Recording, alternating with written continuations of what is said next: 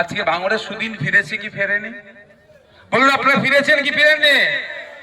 এই সুদিন ফিরেছি বলে অনেকের আবার বুকে ব্যথা করছে কথা বলেছি বলে, কিন্তু তারপরের কথাটা শুনেনি, শোনাচ্ছে না।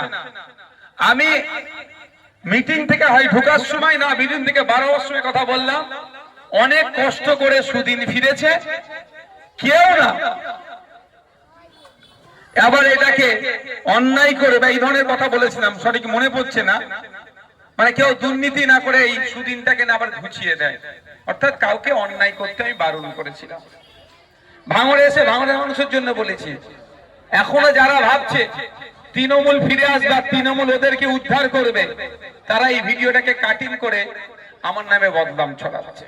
তৃণমূলে আসবে কি আসবে না ফলতা নির্বাচন থেকে বুঝতে হবে। আমি বলেছিলাম না 4-5 নম্বরে থাকবে, নোটার সাথে লড়াই করবে, সেটাও পেত না।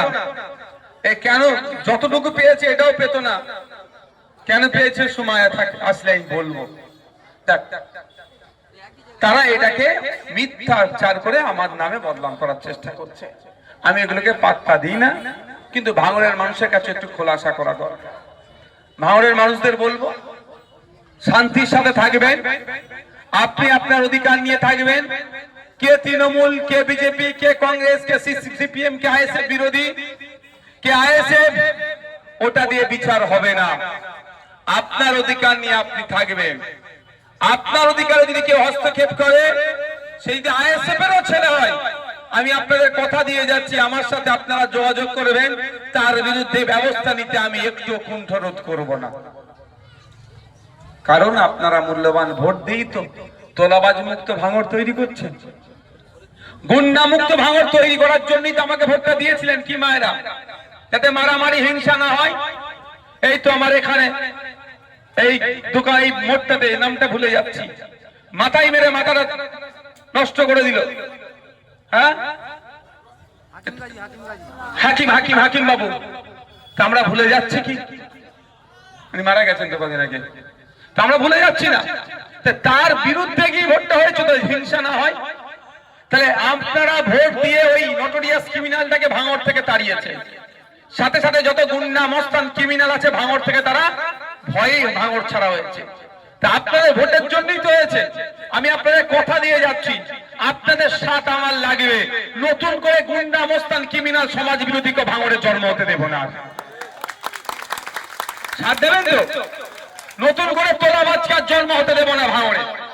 যে কটা তোলাবাজ ছিল তারা আজকে ছাই ছুট হয়েছে, সেই সুযোগে কেউ যদি আবার নতুন করে তোলাবাজের জন্ম দিতে চায়, আমার থেকে আমাদের ভাঙড়ের বাসী তারা কি করবো, আমরা তার বিরুদ্ধে ঐক্যবদ্ধ হয়ে লড়াই সংগ্রাম করবো, তাকেও আমরা অঙ্কুরেই বিনষ্ট করব।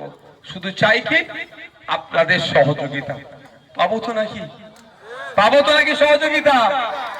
সহযোগিতা আপনাদের লাগবে, কারণ অনেক হয়েছে, অনেক হিংসার আঙুলে ভাঙড়কে ঝালানো হয়েছে, অনেক খুন হয়েছে, অনেক মারধর হয়েছে, অনেক মায়ের কোল খালি হয়েছে, অনেক পিতা তার সন্তানকে হারিয়েছে, অনেক সন্তান তার পিতাকে হারিয়েছে, অনেক মা তার স্বামীকে হারিয়েছে।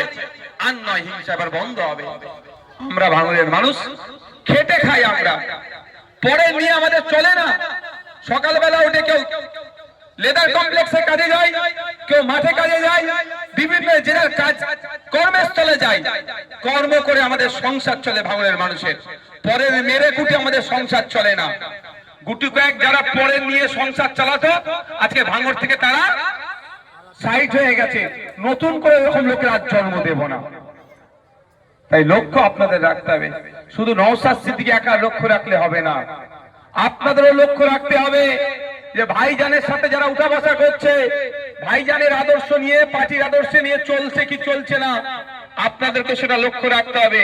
যদি মনে করেন ভাইজানের সাথে আছে, ভাইজান বড় ভাইজানের আদর্শের বাইরে যাচ্ছে, ভাইজান এসে বলে গেল কোন তোলাবাজের আর নতুন করে ঠাঁই হবে না, ভাইজানের পার্টির সিম্বল নিয়ে নতুন করে তোলাবাজি করছে, আমি আপনাদের বলে যাচ্ছি, নির্দ্বিধায় আপনাদের বিধায়কের সাথে যোগাযোগ করবেন। যারও যদি পলক গজায় তার পলকটাকে আমরা কেটে দেব।